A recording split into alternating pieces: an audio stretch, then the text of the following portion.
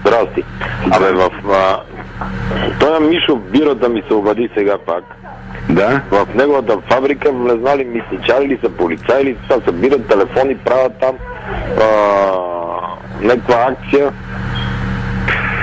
Значи, когато беше разговора при вас, ти нали казахте да се срещна с него и да се разбера. Аз го извиках при мене и почнахме да разговаряме. Пади се господин Дянков и каза, аз карам влак, дойде при мене. И аз го изпратих и повече не са. Сега в момента ми се обадиха, че някакъв гражданин той работи сирената и има дежурен телефон, че ще изпратили мобилната група да види какво правят през нощта вътре в завода. И се оказва, че работи. Завода при отнет лиценз.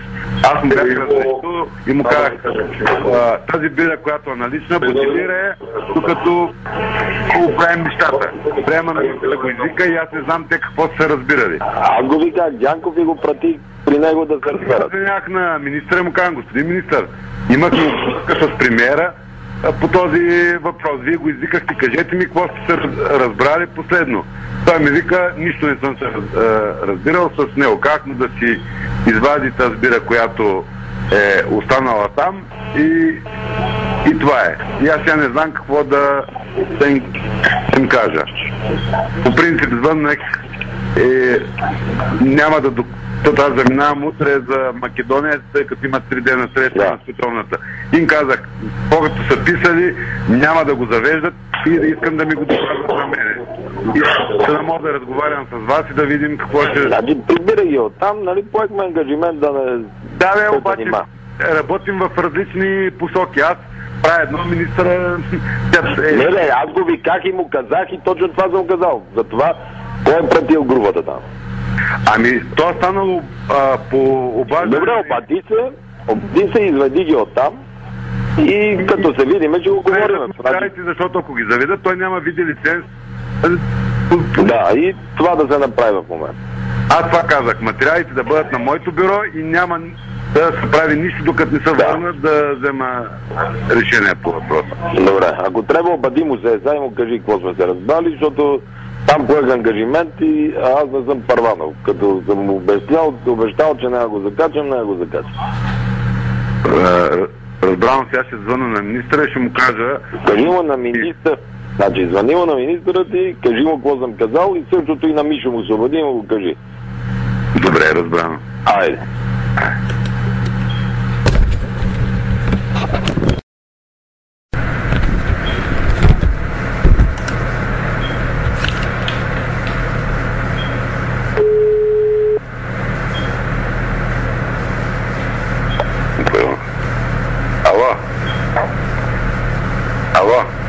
Чувам.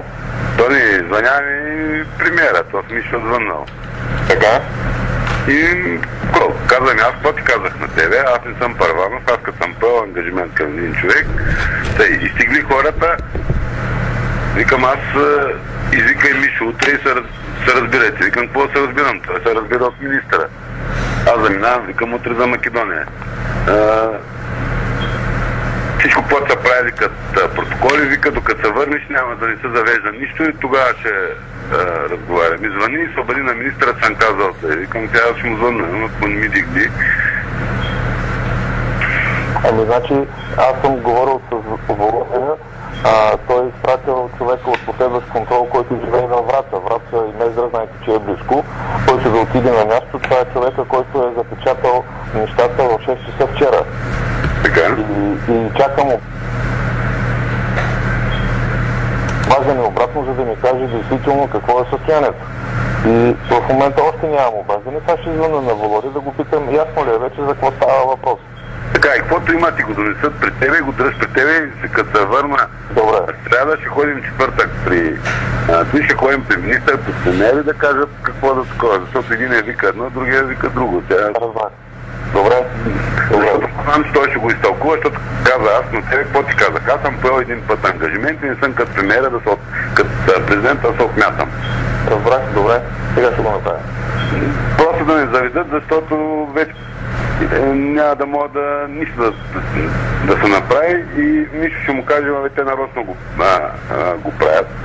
Той предния път, като идва на асансьора, каза, аз съм се разбирал с всички власти, мек съм си плащал и сега съм изненадан, защо така се процедират с мене. И ще каже, защото нека да си я плащал на предишната. Ами хубаво, ма това е тема на друг разговор. То няма. Резултатът ще бъде кофти. Разбрах.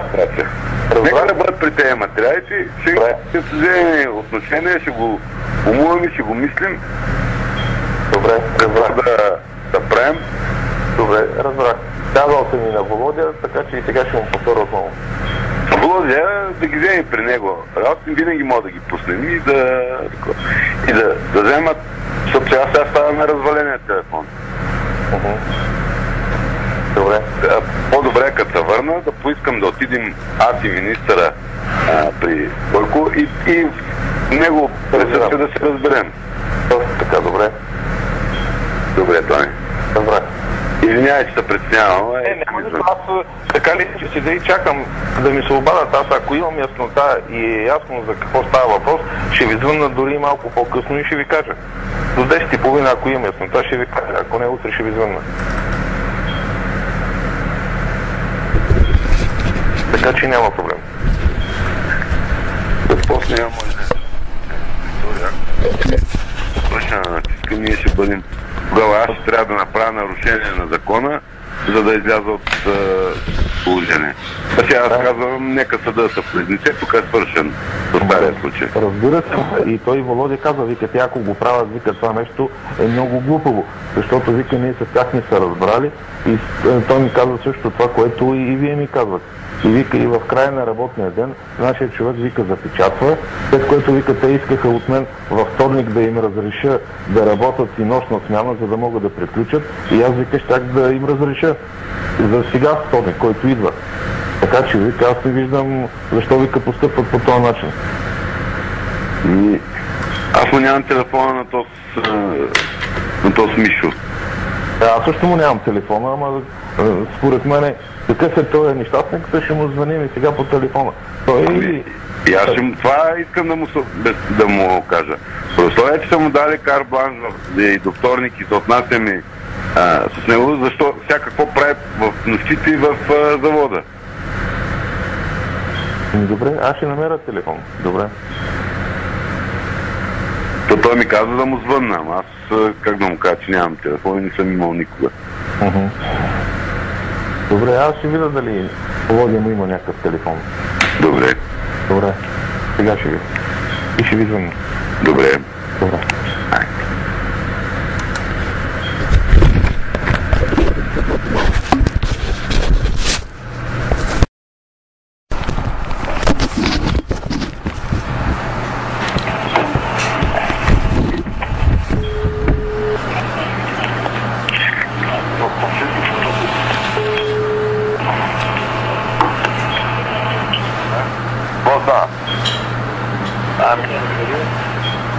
С тях съм свързал, обаче с нашите хора се свързвах. Да. И се разбрах. Добре. Казах материалите да бъдат при Тони Странджев и на него му се обадих. Добре. И... Добре, утре да има проблеми.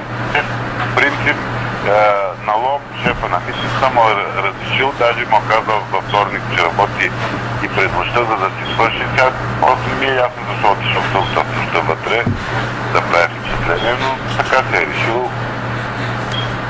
Окей, добре. Ще ги решим нещата. Добре. Ай.